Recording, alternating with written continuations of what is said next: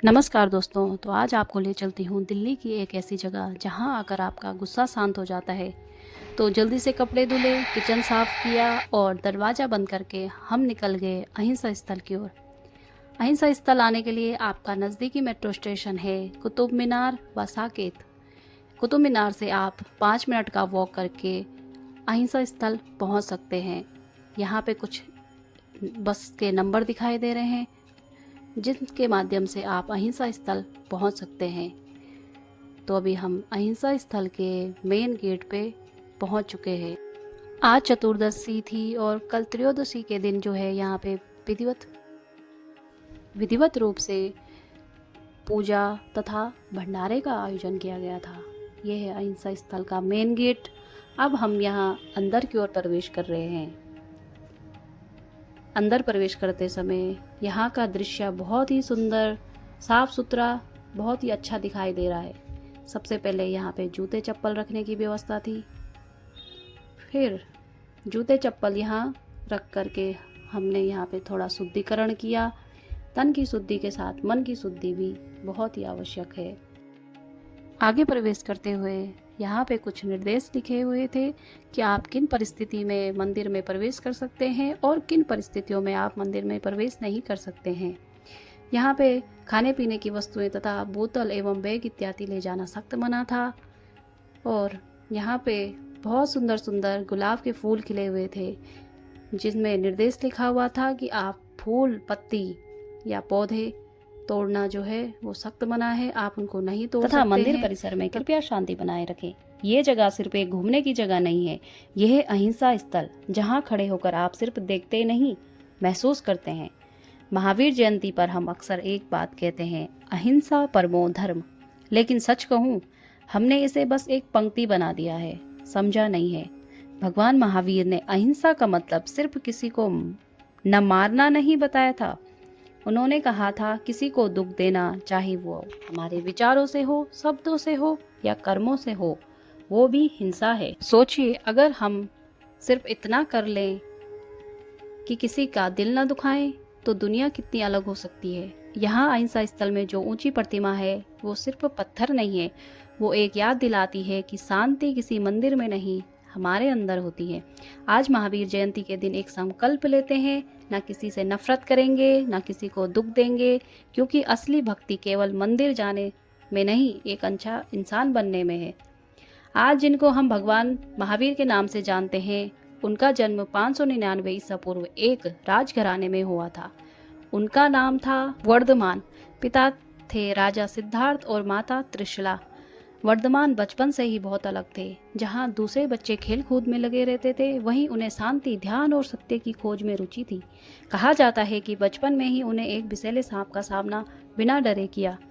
तभी से लोग उन्हें महावीर कहने लगे। महावीर यानी बहादुर।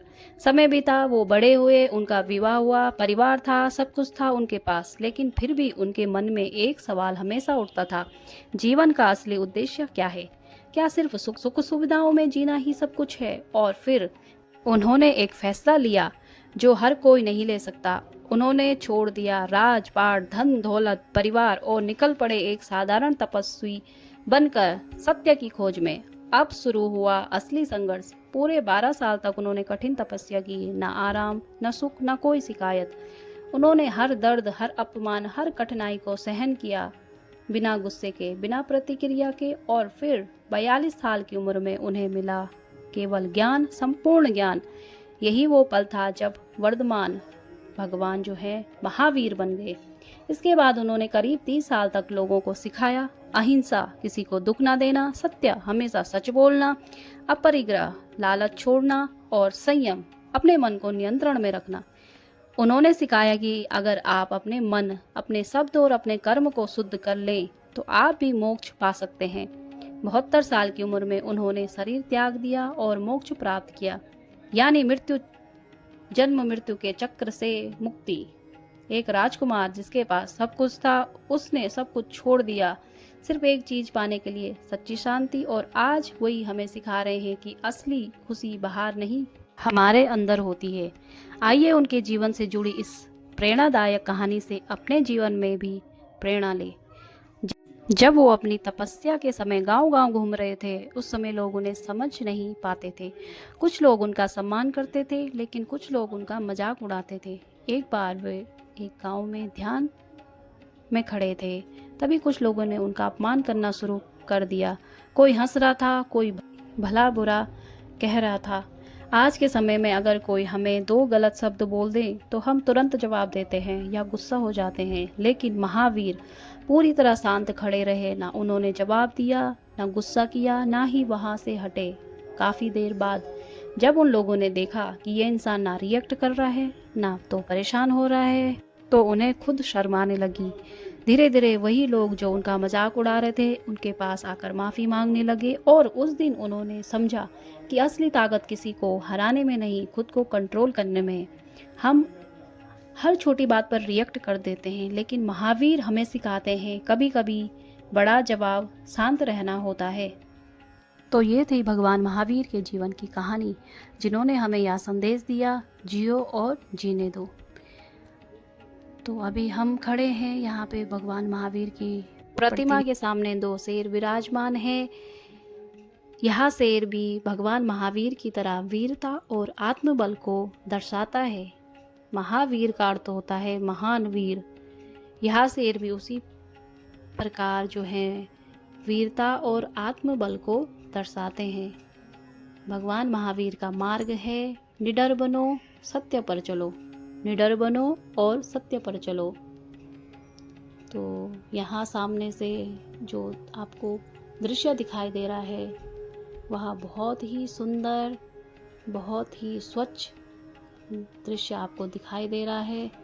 यहाँ पे कल भंडारे का आयोजन किया गया था, और यहाँ पे भगवान की मूर्ति की परिक्रमा करने के बाद हमने देखा कि यहाँ पे कुछ चावल, इलायची, लौंग, सुपारी चढ़ाई हुई थी, क्योंकि यहाँ पे जैसे हम मंदिर में फूल चढ़ाते हैं तो वैसे ही यहाँ पे जो है भगवान को ये चावल, लौंग, इलायची जो है अर्पित की जाती है। यह चावल, लौंग, इलायची, सुपारी यह भगवान को क्यों अर्पित की जाती है, यह हमने जो है वहाँ के सेवादार जी से पूछा, जिन्होंने हमें बताया कि यह क्यों चढ़ाई जाती है या क्यों अर्पित की जाती है। तो आप इसका एक छोटा सा वीडियो क्लिप आगे वीडियो के अंत में देखेंगे। ये आप अभी उसको उठा रहे थे ना, चावल और वो, हाँ, यहाँ पे वो क्या मतलब क्यों करते हैं उसको? भगवान को चढ़ाया जाता है, यही चढ़ता है भगवान को। अच्छा, लौंग, इलायची, चावल इसी में चढ़ाते हैं भगवान को। जो हो जाता है जल फल पशु सब यही में थल तन मन मुँह करो गुण गाओ, मतलब पूरा मंत्र पढ़ करके डाला जाता है। अच्छा, मतलब इसमें उसमें वो नहीं चढ़ता, क्या कहते हैं वो, फूल नहीं चढ़ा? नहीं, फूल नहीं चढ़ता, फूल नहीं चढ़ता, मीठा नहीं चढ़ता। मीठा भी चढ़ता है, मतलब कि बहुत ज़्यादा मीठा नहीं चढ़ता है। नहीं चढ़ता है, मतलब चावल यही 8 चीज़ 3 लाख चढ़ता है। 8 चीज़ मतलब पूजा करते हैं समय 8 चीज़ लगता है। आरती 8 हाँ 8 मतलब 8 बार चढ़ाना होता है। 8 सामान इकट्ठा करके। हाँ, अच्छा, हाँ, अच्छा, अच्छा, अच्छा, अच्छा, मतलब जल, चंदन, हाँ हाँ हाँ हाँ, बादाम, चावल, लौंग, हाँ, इलायची, सब मिला के अच्छा मिला के 8 चीज़ वो भगवान को चढ़ाया जाता है। के बाद हम लोग निकल गए घर के लिए। अगर आपको यह वीडियो पसंद आया होगा तो वीडियो को लाइक करें, शेयर करें और चैनल को सब्सक्राइब ज़रूर करें। धन्यवाद।